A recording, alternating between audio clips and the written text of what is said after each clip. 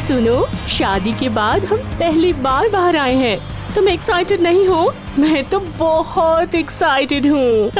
चारों तरफ इतना घना जंगल, ठंड भी बहुत ज्यादा है। जगह तो अच्छी है, फिर भी पता नहीं कैसा एक इनसिक्योर जैसा लग रहा है, समझी? खैर जाने दो, तुम्हें अच्छा लग रहा है तो मुझे भी अच्छा लग रहा है। और ये तो स्वाभाविक है ना? झूठ मत बोलो। हाँ, इस जगह को चुना है तुमने, पर एकदम बेस्ट स्पॉट है। तुम्हारे टेस्ट से मुझे कोई ऑब्जेक्शन नहीं है, समझे? अब वो तो तुम मुझसे ज्यादा जानती हो मैडम। पता है जी, पता है। लेकिन बंगलो का बेस्ट रूम तो हमने ही बुक किया है ना? हाँ, एकदम ऊपर वाला घर। सुना है बहुत बढ़िया घर है।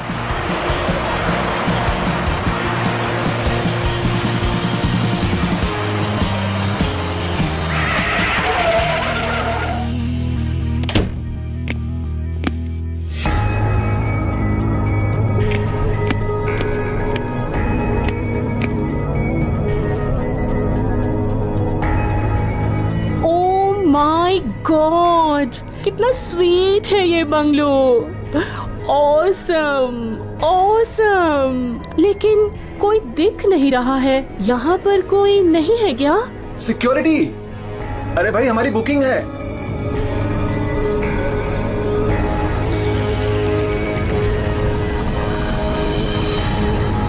ये देखिए, आप ये देखिए बुकिंग का कागज। हम लोगों ने वो ऊपर वाला घर बुक किया है।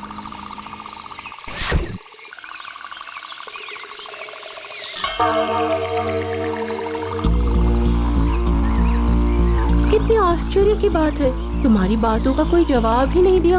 और दिखने में कितना अजीब है, एकदम भूत के जैसा। अरे बाप रे, यहाँ पर भूत है क्या? हाँ? रहने दो, रहने दो, ज्यादा नाटक मत करो। हाँ, ये क्या जी? वो इस कमरे को क्यों खोल रहा है? हमने तो ऊपर वाला कमरा बुक किया है। वो घर तो नहीं मिलेगा मैडम, ऑफिस की तरफ से मना कर रखा है। मजाक कर रहे हो क्या? उस कमरे के लिए हमने ज्यादा चार्ज दिया है, अब मना करने से नहीं चलेगा। टॉयलेट खराब है मैडम, अभी तक साफ नहीं किया है। और ये घर सबसे अच्छा है। अब रात भी हो गई है, कौन साफ करेगा? ठीक है, कल देख लेंगे। लो, ये सामान घर के अंदर कर दो तो। और हाँ, यहाँ पर लाइट की क्या व्यवस्था है? घर के अंदर मोमबत्ती है, जला लीजिएगा।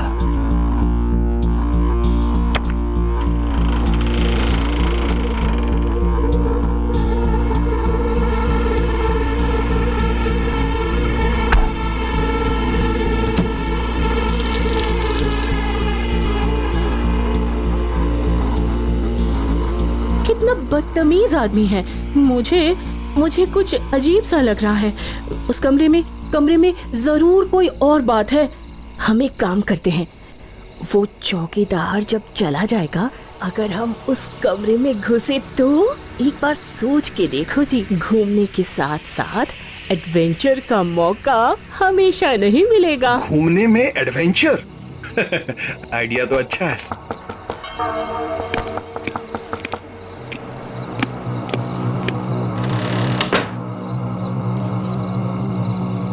आप लोग खा लीजिएगा सर, मैं अभी यहाँ से चला जाऊंगा। और मैडम, उस घर में घुसने की चेष्टा मत करिएगा, प्रॉब्लम हो सकती है।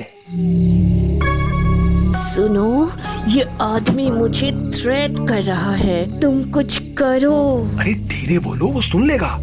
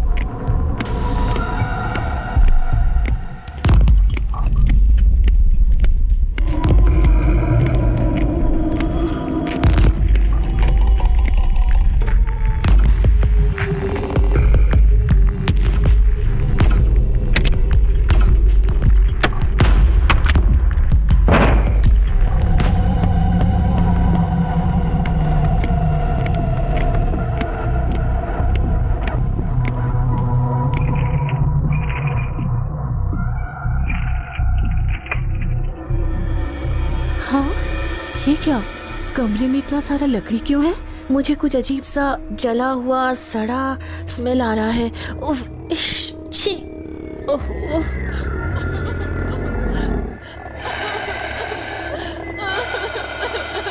अच्छा सुनो, जल्दी जाकर थोड़ी लकड़ियां लेकर आओ तो अभी आग जलानी पड़ेगी।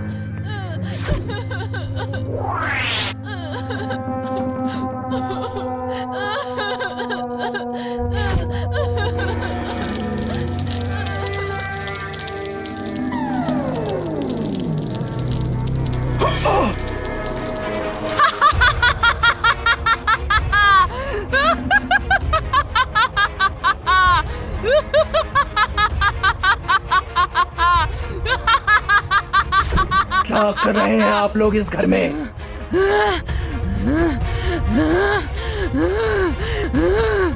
इस घर से मैं निकल नहीं पाऊंगी तो तुमने सोचा तुम बच जाओगे?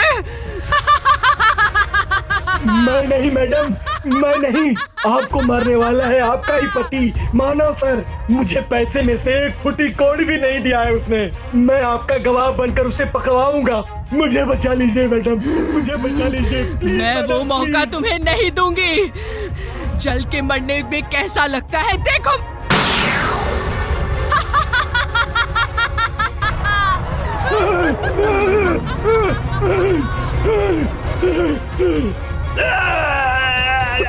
रुकिए, अपनी आंखों के सामने ऐसे किसी को जलकर मरते हुए मैं नहीं देख सकता। नहीं, कौन है आप? क्या हुआ था आपको? सारी बात हमें बताइए। हाँ, सारी बात हमें बताइए। मेरे पिताजी बहुत अमीर थे और मैं उनकी एकमात्र बेटी। नाम है प्रिया। मेरे पिताजी ने मेरी शादी एक फॉरेस्ट ऑफिसर से करवा दी और शादी के बाद पिताजी ने कहा कि उनकी संपत्ति पे सिर्फ मेरा अधिकार है, लेकिन ये संपत्ति किसी और के नाम पर नहीं हो सकती थी, यहाँ तक कि मेरे पति के नाम पे भी नहीं। और ठीक इसके बाद मेरे पिताजी चल बसे। मैं नहीं जानती थी कि मेरे पति उस संपत्ति को पाने के लिए मुझसे शादी की थी और उसने एक दिन मुझसे कहा कि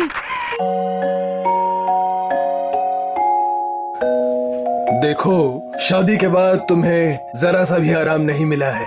चलो कुछ दिनों के लिए कहीं घूम कर आते हैं। पर कहाँ?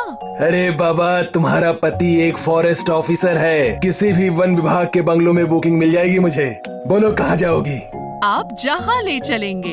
एक बड़ी अच्छी जगह है, समझी? देवबन, वहीं चलेंगे घूमने। उसके बाद हम दोनों इस बंगले में घूमने आए थे। मेरे पति ने पहले से ही चौकीदार के साथ मुझे मारने की योजना बना रखी थी।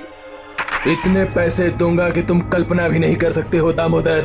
इतने पैसे में कब तक इस गरीबी की जिंदगी को जियोगे? इस तरह के काम का रिस्क लेना पड़ेगा। अगर मैं पकड़ा गया तो वो सब मैं समझ लूंगा। सिर्फ आग को सही समय पर लगा देना होगा दामोदर। एकदम सिंपल काम है, बाकी सब मेरे ऊपर छोड़ देना। सारा काम यही तमाम कर दूंगा और घर जाकर कहूंगा कि बाग उठा कर लेकर चला गया उसे। कितना रुपया देंगे आप? 5 लाख। नहीं, 10 लाख। तैयार हैं? ठीक है, मैं तैयार हूँ। हम लोग 7 दिन के अंदर ही आ जाएंगे। उसके बाद हम दोनों यहाँ घूमने आए थे और फिर इन दोनों ने मिलकर मुझे इस घर में मार डाला। क्या कह रही हैं? मेरी आत्मा ने उन्हें बात करते हुए सुन लिया। अब मुझे मेरे रुपए दीजिए। कैसे पैसे? आग लगाई है तुमने मारा है मेरी पत्नी को। अब जो कह रहा हूँ ध्यान से सुनो। बॉडी को इस फायर प्लेस में डाल दो। किसी को पता चल गया ना तो तुम्हें फांसी पर चढ़ोगे। उस शैतान पति को मरना होगा, तभी मुझे आजादी मिलेगी। अब मुझे मेरा शरीर वापस मिल गया है। उस शैतान को मैं ढूंढ निकालूंगी। आप लोगों ने मेरी मदद की, धन्यवाद। आपको और परेशान होने की कोई जरूरत नहीं दीदी। ये केस कई महीने पहले मेरे पास ही आया था। आज मेरा यहाँ आना हुआ, ये तो बहुत फायदे की बात हो गई। और अब हमारा काम हमें ही करने दीजिए। तुम कौन हो? रोंकी देव मुखर्जी, BC गोविंद देव दफ्तर से। इसका मतलब तुम यहाँ पर आए हो केस सॉल्व करने? माय लव, मैं हमेशा आपकी सेवा में हूँ और अब मेरा कर्तव्य है दोषी को उसके किए की सजा दिलाने की। अब मैं आजाद हूँ, मैं आजाद हूँ। मुझे इंसाफ मिल गया, अब मैं आजाद हूँ।